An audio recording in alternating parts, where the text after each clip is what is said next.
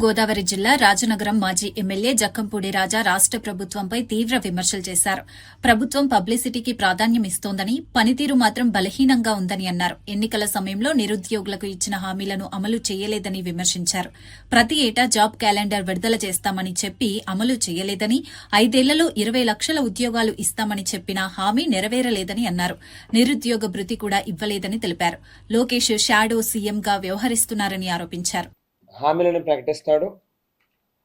ఎన్నికల అనంతరం ప్రజలకి మొండి చేయి చూపించడం అనేటువంటిది చంద్రబాబు నాయుడు గారి యొక్క రాజకీయ చరిత్ర అంతా కూడా మనం చూస్తే స్పష్టంగా కనిపిస్తూ ఉంటుంది.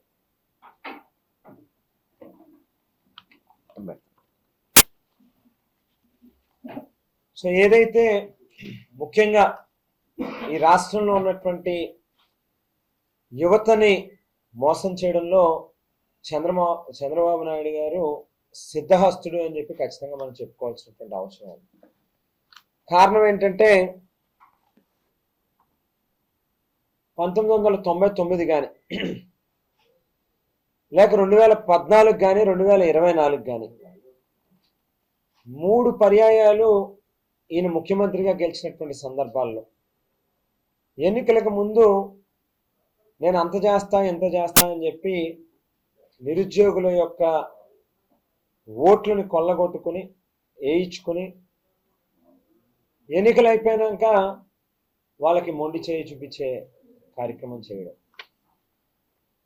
మనం చూస్తే 2024 ఎన్నికల సందర్భంలో కూడా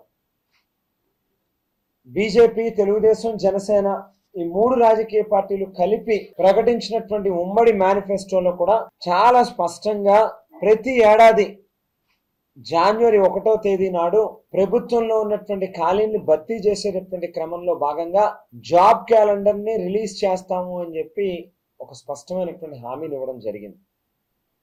అంతేకాకుండా ఏడాదికి 4 లక్షల మంది చొప్పున 5 ఏళ్ల కాలంలో 20 లక్షల ఉద్యోగాలు ఇస్తాము ఈ రాష్ట్రంలో ఉన్నటువంటి నిరుద్యోగులకి అని చెప్పి చెప్పడం జరిగింది. వాటితో పాటుగా ఈ రాష్ట్రంలో ఉన్నటువంటి నిరుద్యోగులందరికీ కూడా నెలకి 3,000 రూపాయల చొప్పున ప్రతి ఒక్కరికి కూడా నిరుద్యోగ భృతి ఇస్తాను అని చెప్పి కూడా హామీని ఇచ్చినటువంటి కార్యక్రమం మనం చూసాం. కానీ ఎక్కడా కూడా మా ప్రభుత్వం వస్తే 10,000 రూపాయలకి పెంచుతాము అని చెప్పి ఆ వేళ చెప్పడం జరిగింది.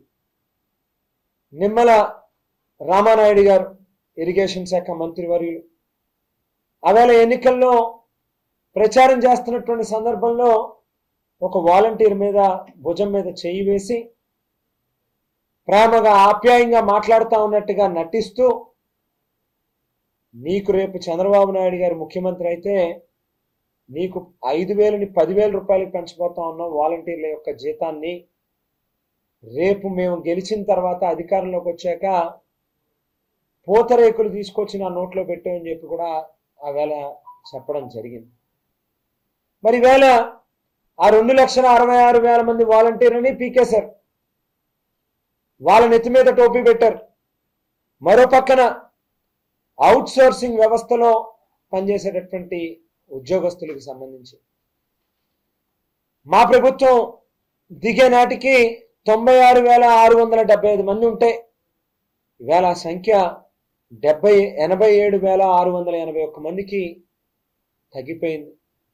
అంటే అవుట్ సోర్సింగ్ వ్యవస్థలో పనిచేసేటటువంటి మరొక 9,000 మంది ఉద్యోగాలను కూడా పీకేసి వాళ్ళను కూడా రోడ్ల మీదకి తీసుకొచ్చారు.